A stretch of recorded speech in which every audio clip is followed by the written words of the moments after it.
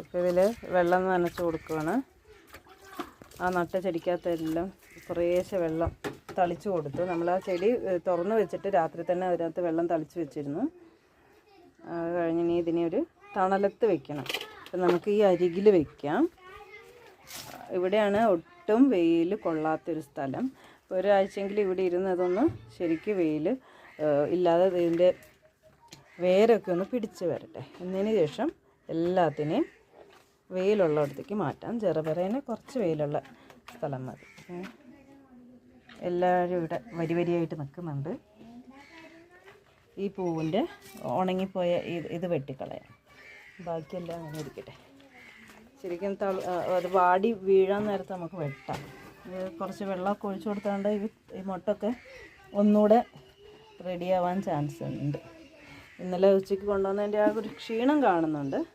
എന്നാലും വേറെ കുഴപ്പമൊന്നുമില്ല. എല്ലാവരും നല്ല ഹെൽത്തി പ്ലാന്റ് തന്നെയാണ്. ഓക്കെ, ഇതിൻ്റെ ഭംഗി കണ്ടിട്ട് എനിക്കത് കട്ട് ചെയ്യാൻ തോന്നുന്നില്ല. അതുകൊണ്ട് ഇങ്ങനെ വെച്ചേക്കുന്നത്. ഓക്കെ, എന്നാൽ ഇനിയിപ്പോൾ അത് പിടിച്ചിട്ട് നമുക്ക് നോക്കാം.